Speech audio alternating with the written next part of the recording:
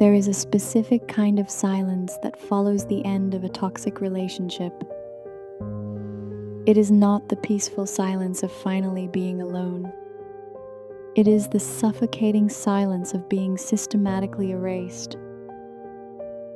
You look at your phone. The group chats are quiet. Friends you have known for years are suddenly busy, distant, or leaving your messages unread. You didn't just lose a partner.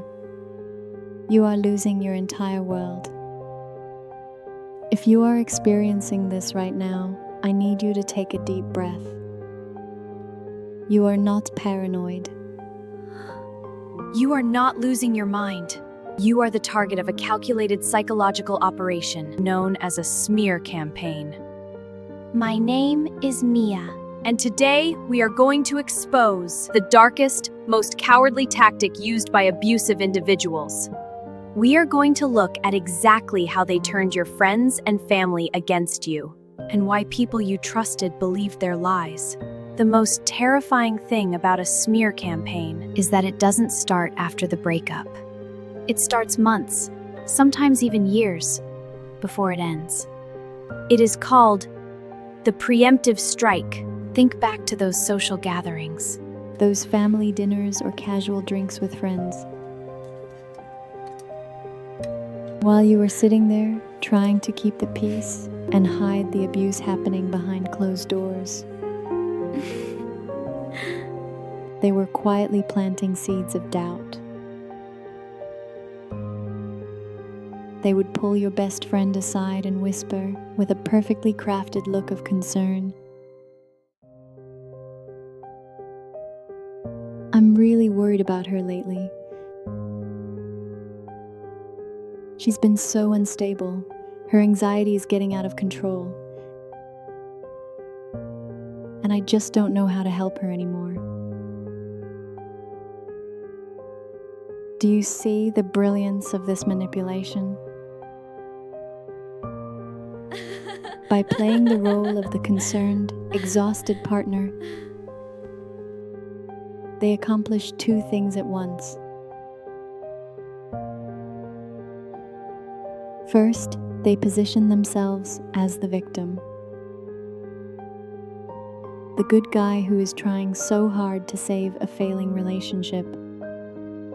Second, they completely discredit you before you ever have the chance to speak your truth.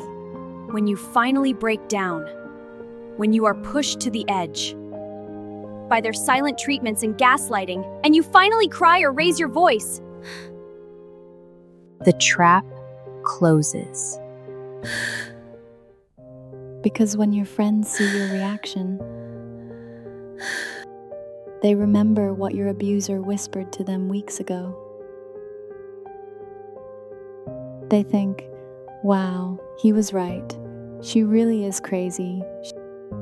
A toxic individual knows that their biggest threat is your support system. If you have strong, independent friends who can see the truth, those friends will help you escape.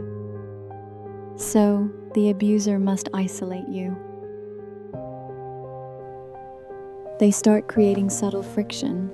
They complain about your family. They tell you that your friends are toxic, that they are secretly jealous of your relationship, or that they are bad influences. They slowly build a wall around you, brick by brick, convincing you that it is us against the world. Until one day, you look around, and there is no one left but them. Then the discard happens, or perhaps you finally find the strength to leave. But the nightmare doesn't end there, it simply changes shape. Suddenly, people you considered mutual friends start treating you differently. They look at you with pity, or worse, with cold judgment. They stop inviting you to gatherings. They interact with your abuser publicly on social media, completely ignoring your pain. In psychology, these people are known as flying monkeys. The term comes from the Wizard of Oz, where the Wicked Witch sends her monkeys to do her dirty work. In the real world, they are the abuser's proxy army. You might be screaming internally.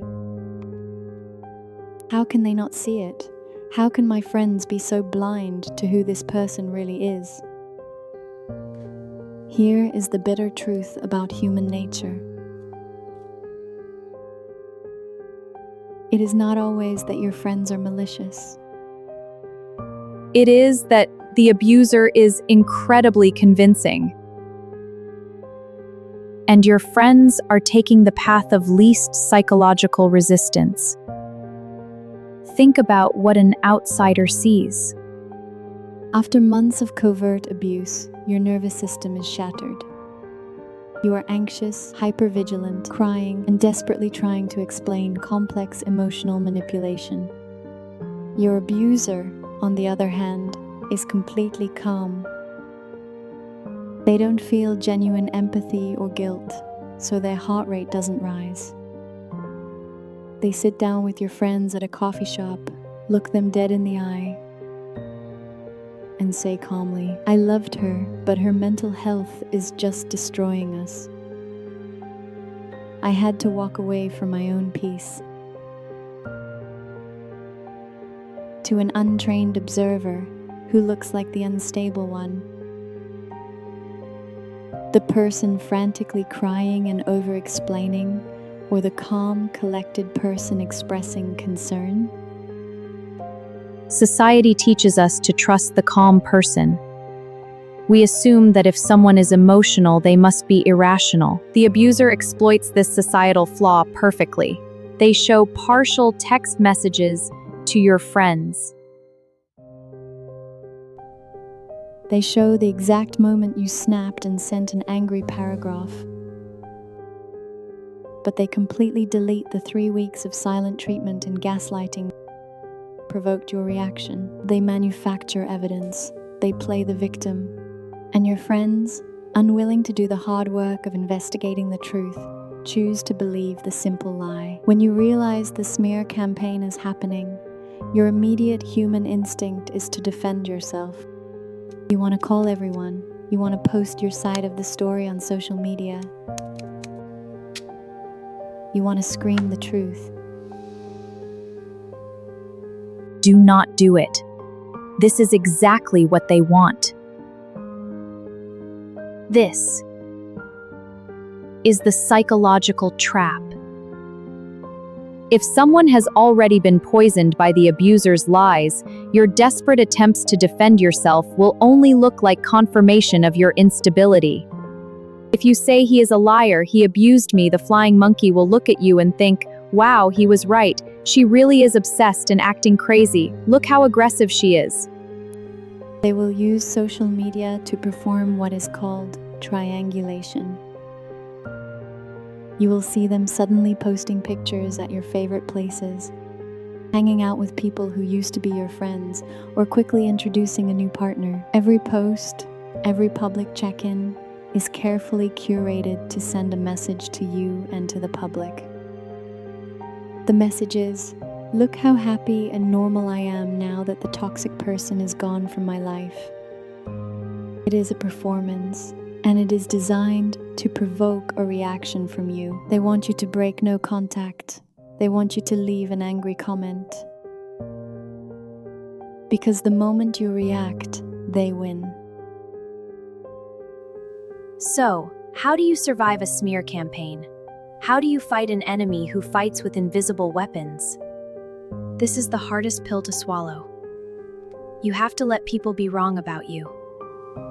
You have to surrender the need to control the narrative.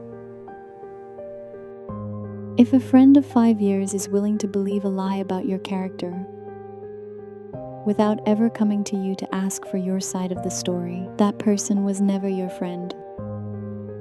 The smear campaign is devastating, but it is also the ultimate filter. It removes every fake, disloyal, and superficial person from your life. The trash takes itself out. Your silence is your loudest response. Your success, your healing, and your complete disengagement from their drama is the only defense you need. When you refuse to play the role of the crazy ex, when you simply disappear and build a beautiful, quiet, peaceful life, the abuser's narrative slowly falls apart. Eventually, the abuser will take their mask off. In front of the new people, the flying monkeys, will eventually become the new targets, and when that happens, they will realize you were telling the truth all along, but by then you won't even care. You lost a circle of people who didn't value you, to gain the most important person back, yourself. My name is Mia. Do not defend yourself to people who are committed to misunderstanding you. Protect your peace at all costs. Subscribe to Anime Stories, we see the truth here. You are safe now, and you are no longer alone. I will see you in the next episode.